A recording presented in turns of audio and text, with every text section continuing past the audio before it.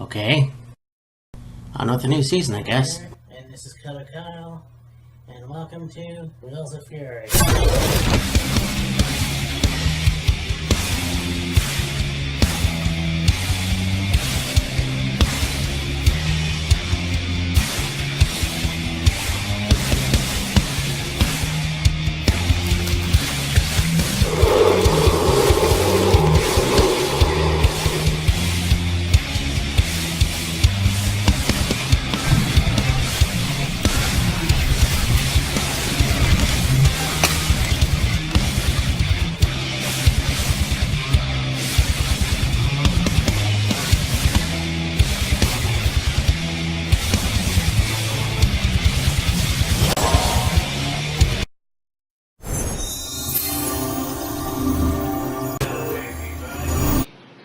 Welcome to this week's episode of Wheels of Fury, and today we are going to talk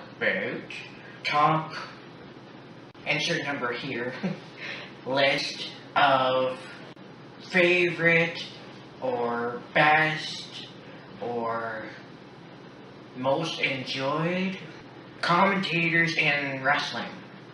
Now, it can be WWE, WCW, TNA, NWA, AWA, Mid-South, other independent promotions, New Japan, Ring of Honor, All Japan, whatever. We kind of took a little bit of a break because it was the Easter weekend, but we're back. And, yeah, this would be an interesting list and an interesting video, considering that, well, we both made up a list, Matt and I. Well, Matt told me about his list, I haven't told him about my list, but that being said, it should be lots of fun and interesting, and we'll see how it goes. I figured this is a new season of Wheels of Fury. Well, I'll just call it that. We got a new intro, so Yeah.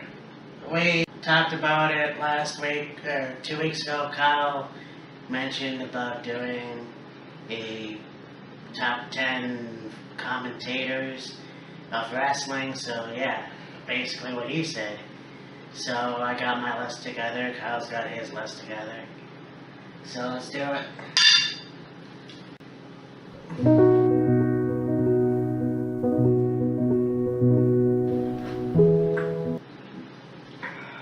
So, let's talk about the first one. We have a guy that I had no idea was in a wrestling family himself. He's all the way from Quebec. He has an infamous tag team with his brother Jacques, Raymond Rougeau. And when I started watching wrestling, he was a commentator. I have no idea, like, if it was Superstars or Wrestling Challenge, but he did go on as a commentator, I believe, late '93, and yeah, this guy definitely, his brother Jacques, he's got a brother called John, there's Jacques Sr., but yeah, Ray Rougeau, definitely one of those guys who, well, he also had a colleague with him back in the 90s as well. But, yeah, I mean, nowadays he's definitely back in WWE doing the French commentary. Yes. It's kind of weird how you have Raymond, you have Jacques, and you have John. Yeah. Well, John, no one really... It's like, the pronunciation in French would be like Jean. Yeah. But this sounds weird. Oh, no, there's another guy called John. But Jacques, yeah. Yeah, Jacques, Raymond, and John. Yeah, exactly. Yeah, Jacques and Raymond, of course, were infamous in WWE late 80s, early 90s, of course, as the Fabulous Rougeau brothers. I think when they first came into WWE, WWF, they only spoke French. Yeah. They didn't speak English. and they were hailed across from Montreal. And then they eventually ended up managed by Jimmy Hart, Yeah. and they made this big transition from Quebec to Memphis, I think it was. Yes. And became American and fairly notable tag team in the wrestling business. I don't think they held tag titles though. And then eventually they parted ways, and of course Jacques became the Mountie, Yeah. and Ramon would go on to commentary, and he was commentating for WWF for, I don't know, maybe a year or so, whatever, and then didn't really see much of him after that. I think he might have started up his own wrestling promotion or something. I know Jacques has his own wrestling school because Kevin Owens Yeah. was trained by Jacques. Anyways, so didn't really see Ramon for a little while, and then watching the WWE Network and seeing pay-per-views, and of course you have the SmackDown and Raw announced team. You've got, Michael Cole, Corey Graves, and Renee, and then you've got Corey, Tom Phillips, and Byron, and then you have your German announced team, your Spanish announced team, and then as the show progresses, whatever it is, they'll have a show announced teams from different parts of the world, you could say, and one of the announced teams was a French announced team, and lo and behold, there's Raymond Rougeau doing announcing, commentating in French. Yeah. And I believe when he was doing commentary for WWE early on, I'm pretty sure it was also in French. Yeah. The French announced team as well. Yeah. Yeah, and I just, it was last year or the year before I saw. So, like I was saying before the camera died, yeah, Raymond Rougeau definitely was in a shoot interview that I saw a couple years ago, and he still looked buff as shit. And Yeah, for sure. And then, probably one of the most less vulgar guys I've ever seen in those shoot interviews. Yeah, for sure, for sure. But, that being said, it would be interesting to see the fabulous Rougeau brothers back in the ring, I don't know if he still wrestles, but... Yeah, I don't know if either one of them still actively compete or not. I just know that Jacques has his own wrestling school. Raymond, of course, is doing the French commentary for WWE right now, and yeah, that's pretty much it. Yeah, I saw an interview with Jacques as well. Mm-hmm. This is years before, but Yeah. he was talking about his wrestling school and his own wrestling promotion, and it's pretty much professional, and there's no references to beard or whatever. So, yeah, exactly. So, it's awesome to look at that kind of stuff and see from somebody else's perspective of what a wrestling company should look like. I know Ted DiBiase Sr. has one. Yes. That's more of a religious thing, but he has one of those. And... Oh, that was Ted Jr. Oh, really? Yeah, because I guess we can call it an interview I seen of him, and he was talking about, being in WWE and tagging with Cody and getting mentored by Randy and, being the son of the $1 Million Dream and having the $1 Million Championship, and he's running WWE, and then after he left WWE, he basically started up I believe it was a camp for underprivileged youth, you could say. Right, yeah. And there is where this kind of non-professional, almost independent wrestling promotion is. Actually, I thought that was a pretty sweet camp. Oh yeah, for sure. Despite its religious undertones, I guess. Yeah. But, nonetheless, yeah. So yeah, there it is. Ray Rougeau is my first pick. My first one is gonna be a guy that wrestled for many years, from, let's say, mid-70s to mid-2000s. And in my opinion, he's one of the best wrestlers all time. And one of those people that he quite easily transitioned from wrestling into commentating, and he was very well liked, and then became not very well liked, and then liked again, and easily became one of the most recognizable figures as far as commentary goes in the wrestling business.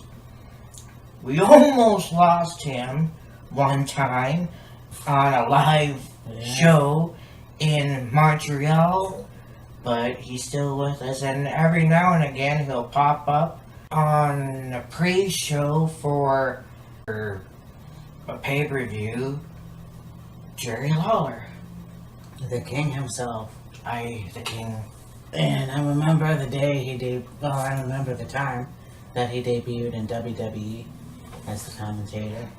I can't remember what segment they called it. It was like a round table. It was Vince and Bobby and some other people. Mr. Perfect was there. But yeah, that's when the King came out. And Yeah. it was really cool. And so, yeah, I had some feuds with Bret Hart there. And yeah, it was very interesting to see what it was like back then, as opposed to the Attitude Era. Though he wasn't very vulgar himself, but No. well, I mean, unless you talk about women. Puppies! Puppies! Oh, that was so fucking annoying. Yeah, really. Or when he Latino Heat. Yes. But no, I mean, this guy definitely was, again, one of the favorite wrestlers in Memphis if you were a teenager in the 70s. Oh, yeah, I'm sure you absolutely. would have really enjoyed his wrestling back then. You know, he had feuds with fucking Andy Kaufman. Yes. And you know, and it's a famous match, and I know we talked about it before. You have to watch the Empty Arena match with him and Terry Funk. Yeah. And you know, there's fucking Lance Russell, and he's smoking a cigarette, and he's like, "Oh, we're live," and then he throws. He just tosses it. And it's Doesn't like, even bother to put it in, just tosses it. oh, Lance Russell gave no fucks, man. And another one of those guys that didn't win the title in WWE. No. I mean, you know, you got Memphis, you got NWA, I think. Yeah, the match of With him and Kerry Von Von Erich, Erich, yeah. That was AWA. right. So I think he was the AWA champion. Yes. So yeah, It was a okay. battle of the champions. Lawler was the AWA heavyweight champion, and Von Erich was the world-class heavyweight champion, I think. So you look at that, and you look at how he really made the commentary, his own. Like, you have him with Vince McMahon, and you got him commentary with, I believe he was still there with Randy Savage was on commentary. Yeah. And then, of course, you got the classic, him and Jim Ross. Oh, JR. So, I mean, it's kind of... And yeah, when you talk about somebody who collapsed out of Monday Night Raw, Mm-hmm. that's scary for fucking all of us, man. Like, it would have been scary for everybody that night. But probably the one it would have been the most scary for was Michael Cole. Well, kudos to him. Oh, He absolutely. really saved the day, and I think that if it wasn't for him, We probably would have lost Lawler. we probably would have lost Lawler. I mean, yeah, he was a pro that night. Mm-hmm. Now, one thing that some people may have a difference of opinion on is after Jerry collapsed at the announce table and they whisked him off to the back to resuscitate him or attempt to resuscitate him.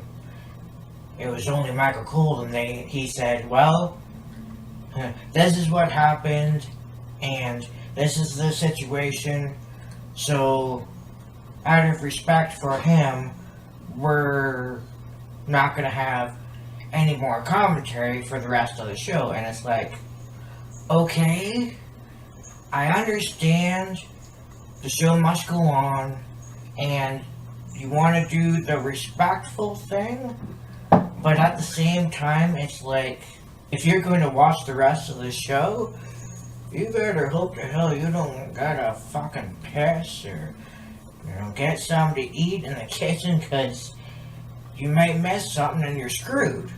Because the commentary is what helped guide you through the match. Right. And so if you leave the room, go to the bathroom, maybe get something to eat, whatever, you can still hear the commentary and know what's going on. Right. Now, there's several different points of view you can go with that, but I mean, Well, and the thing is too, is that I don't know if I'm sidekick. I don't claim to be. Just things happen and coincidences. Mm. And I remember when he was feeding with CM Punk, Mm-hmm. and there was a backstage thing where I guess CM Punk, he jumped CM Punk, and he's beating the shit out of him and shit, whatever. Mm. And I'm thinking to myself, okay, you're like a 60-something-year-old man, and I don't know if you should be wrestling because something bad might happen. Well, something bad did happen eventually. Mm. Now, after the fact, he comes back, and yeah, I mean, I don't know if he gave permission to anybody, but yeah, CM Punk basically mocked him, and Mm-hmm. Paul Heyman basically mocked him. Now, I mean, there was this thing with him and fucking ECW, and he would always say extremely crappy wrestling, so who knows? But I mean, yeah, there's nothing really funny about No. somebody almost dying on TV. Yeah. I don't care if you like them or hate them or not.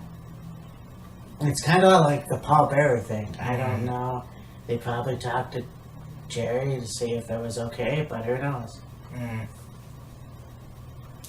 And not only that, but even Lawler having that one segment on, I think it was SmackDown, early on, well, when he was in WWF, was the King's Court, which was his own interview segment, along the same lines as the Piper's Pit, the barber shop, the flower shop, etc., etc. And he was interviewing Dolph Ziggler, and they're kind of going back and forth with each other, and then Dolph eventually kicks him in the chest. Yes. And of course you got JBL getting up from the announce table trying to get in the ring and kind of ward off Ziggler and attend to Jerry and fucking trips and falls and wipes out. It's like, okay then.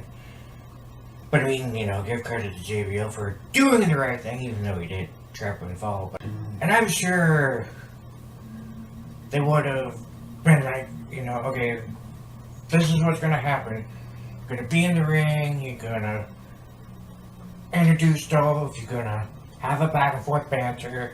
End of the interview, Dolph's gonna super kick you in the chest, and then the whole thing with JBL and Dolph leaves and whatever. And I'm sure he went, oh, okay. Yeah, I mean, I don't think Dolph did it, or Nick did it, Oh no, it wasn't malicious. cruel intentions. Right. It was, I'm sure, part of the show. Yeah. Even though nothing came of it afterwards, but Right. still. Yeah, exactly.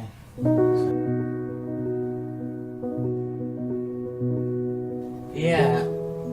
Well, speaking of Michael Cole, let's talk about this guy who definitely is now a legendary commentator. Yes. I don't know if legendary is the right word, but the guy that definitely started in WWE in '97.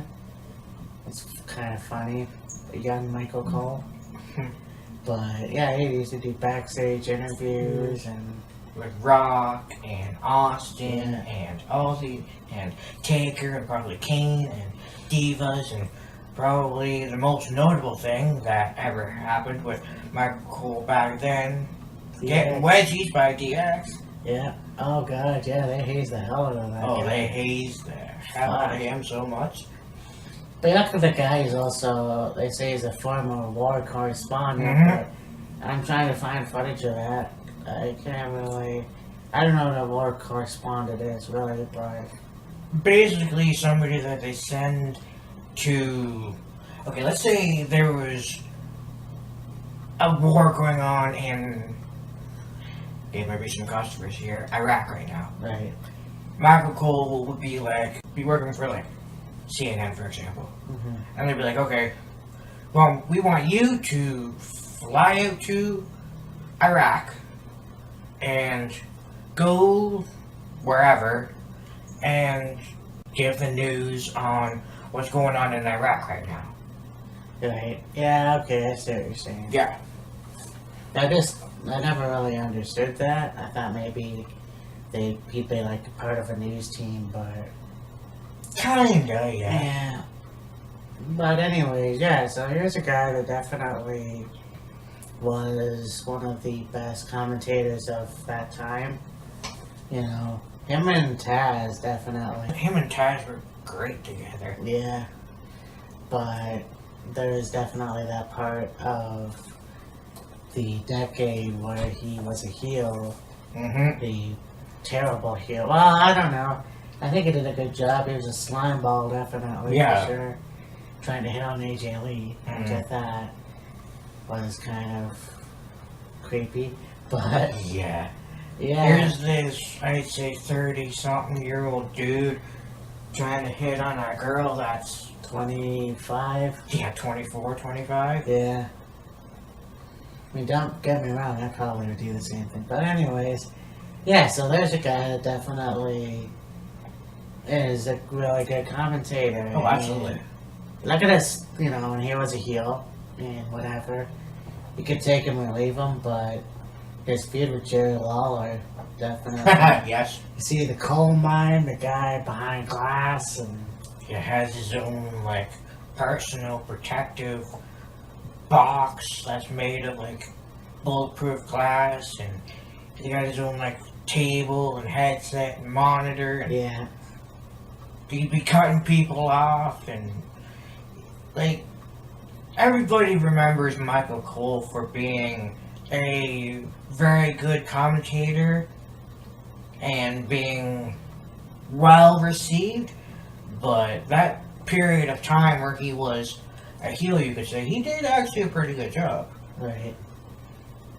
So, I mean, there it is. I mean, but you have the thing with Jerry Lawler as well. Mm-hmm. And that kind of broke the whole heel thing with Michael Cole and Yeah. stuff like that. But Yeah. guy definitely did the women's pay-per-view, the Evolution there. There is that. He went to the UK to do the UK thing. I think he was also involved in the Cruiserweight Classics. I believe so, yeah. I think it was, I'm pretty sure it was him and Daniel Bryan doing commentary for that. So trying to find, like, things that they did early on in their career, I can't really find anything beyond WWE. So, yeah, that's pretty much Michael Cole. Yeah.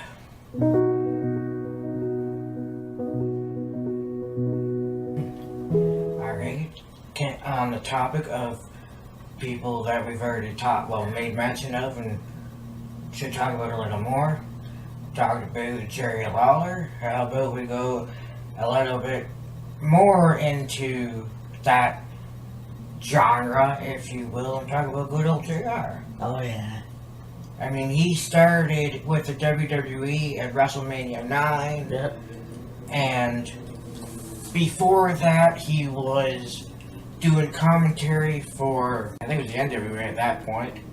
Yeah. And then, I'm not sure what he was doing before that, but yeah, came into WWE, WrestleMania 9, and kind of a slow start, but then as things went on, he became quite good, and they initially partnered JR with Michael Cole on SmackDown, and also had JR with Taz.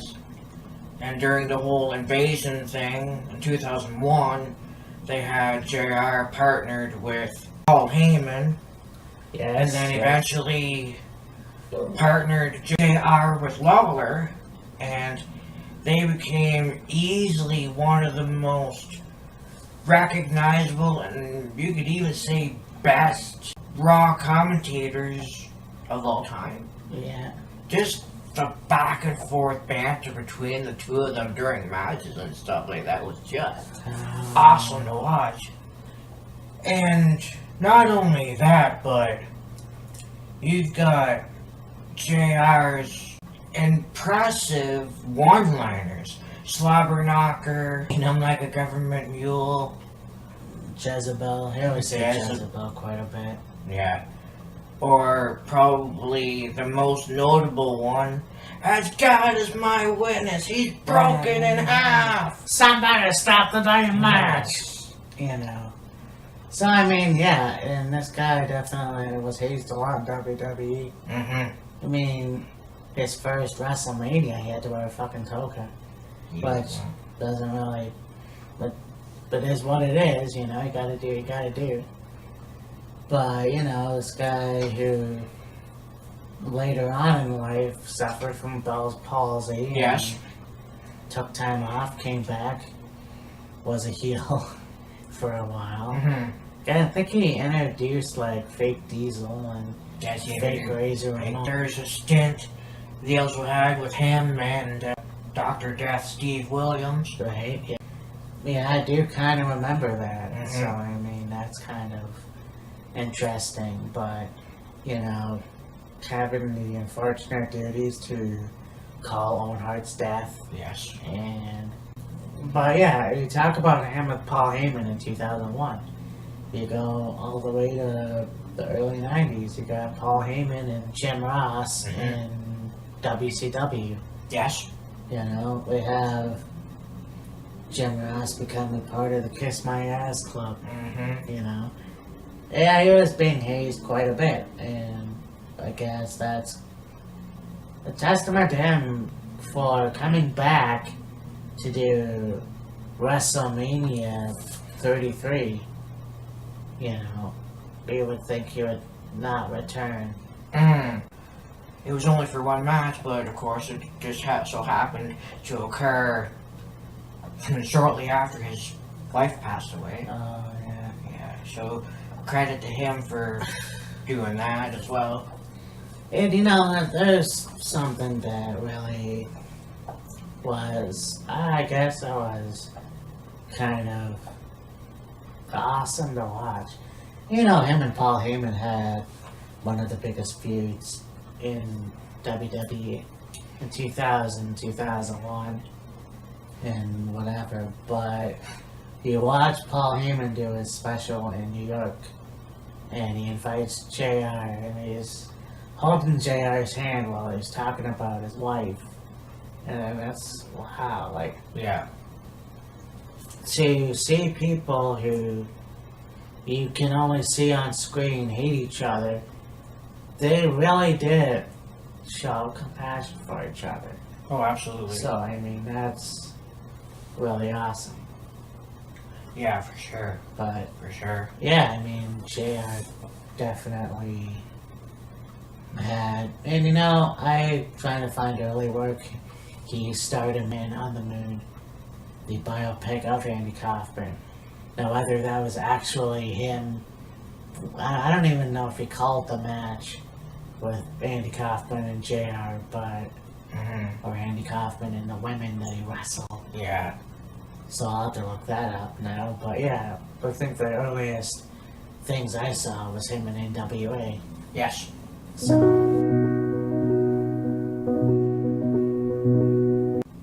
So yeah, speaking of Paul Heyman, let's talk about him. Yeah, for sure. Paul Heyman, definitely one of the guys that, like, I didn't watch ECW when I was a teenager. Mm. And I don't even know when my older brother Jeremy started watching, but I tried to watch it, but I wasn't allowed. So. Yeah, really. But yeah, Paul Heyman definitely brought the rock and roll aspect to the professional wrestling. I actually watched a DVD. Started in 1981, I think. Yeah. Maybe less, earlier than that. Yeah, 80, 81. Well, he was... A photographer. He was photographer. He did photography at Madison Square Garden Yeah. for Mr. McMahon. McMahon, he rode with Freddie Blassie, which was an interesting adventure. Yeah. He was in WCW. He was Mark Calloway's manager as the Punisher. Mark Calloway. Yeah. He was the Dangerous Alliance man. Everybody who watched WCW, I'm sure remember the Dangerous Alliance. Oh yeah, Steve Austin, Rick Rude, Bobby Eaton, Medusa, Larry Zbyszko. yes. Rick Rude. Oh God, yeah, I mean. So you go to ECW and he makes that, goes from Eastern Championship Wrestling to Extreme Championship Wrestling. It was like the 90s in a nutshell, I guess. But then going to WWE and being a commentator and then managing guys like Shane McMahon for a while and Kurt Angle, Chris Brock. Benoit, Yeah. and then of course Brock Lesnar. And even Matt Morgan, Nathan Jones, Big Show. Nathan Jones? Yeah. Oh, okay. I mean, these guys definitely, and with the friendship that him and Brock Lesnar made through the years, coming back in 2012, and they unfortunately haven't left since. But, also, yeah, of course, we gotta mention CM Punk. Yes. I guess, I don't know, third, fourth reign in WWE Championship with CM Punk, I don't know. It was tarnished anyway, so. But, yeah, I mean, Paul Heyman definitely will go down as that great commentator for ECW and, owner of ECW, if you will. One of those guys. But, I mean, You know, you look at him, you look at his match with Jim Cornette, the straight jacket match. So that was pretty cool. There was that one. There was also the tuxedo match Yes, from Great American Bash. that's could have been the one I'm talking about. I can't remember. Yeah. Also, what? I was gonna say, talk about Paul Heyman bringing kind of the rock and roll aspect to ECW, and you know, talking about sex, drugs, alcohol, whatever. Yeah. I don't think if it wasn't for Paul Heyman, Tommy Dreamer wouldn't have his theme song. Man in a Box Yeah. by Alice in Chains. Man in Box, House and Chains. And the Sandman wouldn't have Enter the Sandman by Metallica. Yeah. And, you know, you wouldn't have the Gangsters of New Jack and whatever the heck the guy's name was. And Yeah, gotta go look that up. Shane Douglas turning a heel, throwing down the NWA Championship and Oh, proclaiming yeah. himself the ECW Championship and Yeah, other moments like that. sure. Yeah, Paul Heyman, definitely one of my favorites as well. Yeah, for Well, I sure. guess you could say I'm a Paul Heyman guy. But, Do we need to get you a t-shirt? hey, that'll work for me.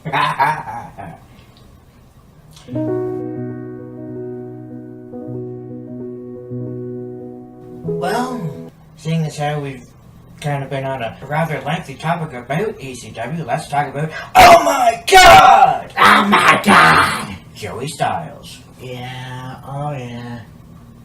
I hate him. I don't know why, but anyways. Yeah, Joey Styles. Man, you know, the guy definitely put Extreme Championship Wrestling on the map. Oh yeah. You know, with his commentary and all that stuff. But I can't think of what else he did prior to that. Like, I don't really. Well, he did an Eastern Championship, actually. Yes. He did commentary for that, so that's pretty cool. And, yeah, other than that, all I could really find was when he came to WWE, and I don't even know if he was a commentary for WrestleMania, but I think he did one, yeah, maybe two. WrestleMania 23 definitely. Yes. But I mean, it got him Joey Styles is definitely one of those people that really made you invest in the matches in ECW, because the matches were really good, but with Joey on commentary, he put so much emotion and emphasis in the matches and other stuff like that. And, like, you know, the whole oh my god, and if you had a match with, let's say, Rey Mysterio and Psychosis, the moves he would call in Spanish, or say in Spanish. yeah, Suicida, or I can't even, like, Tope Suicida, Tope con Hilo, stuff like that. and that was really cool to see something like, you know, you would carry on to Ring of Honor as well. Even WCW, but you had Japanese wrestlers and the Mexican wrestlers, and fuck, that was amazing, man. And I think that, I don't think WWE's lacking, but definitely needs a lot more of, like, nowadays anyway. And not only that, but Joey Styles is, I think, one of the only guys to commentate for a wrestling promotion and their pay-per-views solo. Yes, yes. Now, there was a short period of time where they had him with Don Callis and Shane Douglas and Joel Gertner, Right.